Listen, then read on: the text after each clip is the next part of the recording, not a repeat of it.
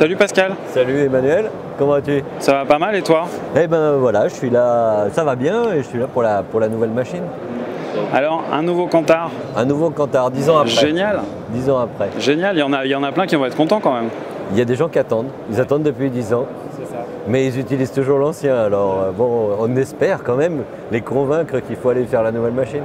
La philosophie de base du Cantar, c'est de faire une machine d'épaule et de roulante, les deux situations du preneur de son, en faisant aucun compromis sur la prise de son. On a réintroduit des transfos sur les préamplis micro. C'est quelque chose qui avait disparu des machines, qui d'ailleurs n'est pas revenu sur les autres machines d'enregistrement portable. Et ça assure une qualité au niveau de la prise de son qui est incomparable. Un utilisateur de l'ancienne machine va pouvoir s'approprier celle-là, passer de l'une à l'autre, et il retrouvera ses gestes, ses positions de main, et ça a été conservé.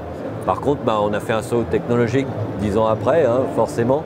Donc on passe de 5 entrées micro haute qualité à 8 entrées micro, on a 4 lignes, de l'AES, on a du réseau audio qui arrive, une main sur la molette d'écoute pour naviguer parmi ses écoutes, le sélecteur principal, on ne cherche pas son bouton pour aller en enregistrement, même les yeux fermés, on sait on va en buter, on part en enregistrement.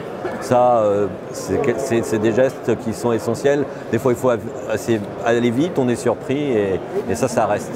C'est toujours une machine qui embarque un mixeur intégré.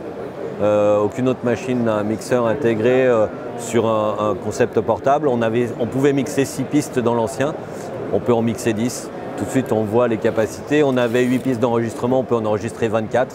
On est passé à un écran IPS, haute luminosité, avec la couleur, un écran graphique.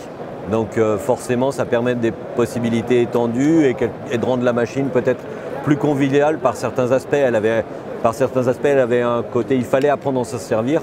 Bon là, on peut facilement se l'approprier grâce au côté graphique qui est toujours plus facile et plus accessible. Qu'est-ce qu'on est? On est sur du SSD, on a 2 cartes SD pour envoyer des médias différenciés, une SD pour envoyer à l'archivage, une SD pour envoyer au montage, et bien sûr de l'USB qui est le standard universel qui permet à la fois de faire du backup ou du mirroring. On voit que tous les murs de la machine ont été poussés. Par contre, il n'y a pas de compromis, on reste sur de l'aluminium, usiné dans la masse.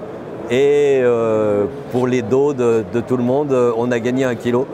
Alors la machine est disponible en précommande dès aujourd'hui, elle est même disponible depuis un certain temps.